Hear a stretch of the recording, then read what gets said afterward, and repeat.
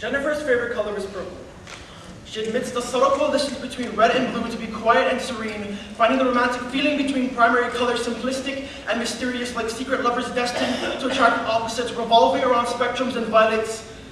Jennifer's favorite color is purple.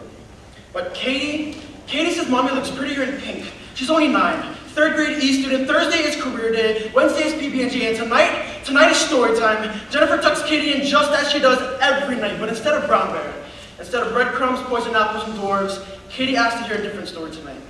She points to one of many pink blotches on Jennifer's skin and says, "Mommy, how did you get this?" Jennifer tries to exhale but can't. This feeling is all too similar. As a child, she found the difference between flame and fire the day her brother decided to follow after his father. He was an arsonist.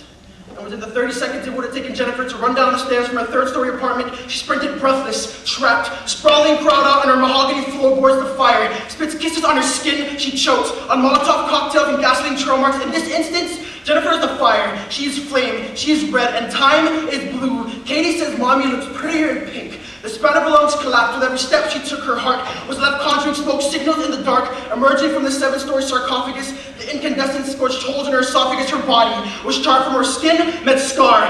This is story time. Jennifer looked for breath, but her Goldilocks found bare flames instead. She sprinted from the foot of her Disneyland bunk beds with speeds no Jack and Jill Hill can compare. Jennifer is 30, but she feels 12 again. She compares the stairs from those she meets to the stairs barking at her feet when she was just a little girl. Her daughter is just a little girl.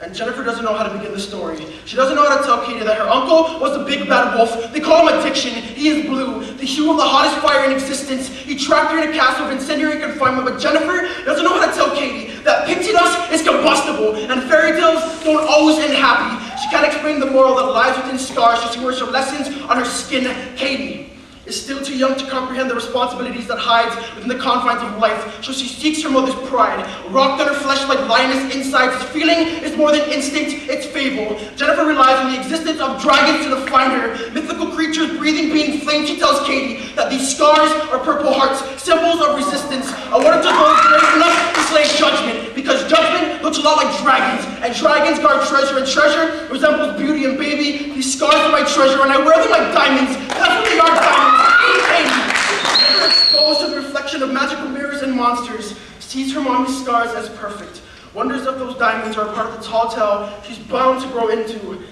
Jennifer isn't ready to introduce her daughter to reality, so she invokes in the rhythm of folklore and masks the pain behind myths and enchanted spellbooks. She thinks the world is far too villainous for Katie's ears to hear, because she's only 9, and there are some dragons bewitched that Katie isn't ready to fight just yet. So her mother charms her mind at bedtime, hoping that these stories will once upon a time become true, because every princess becomes a queen once she can decide her own hue.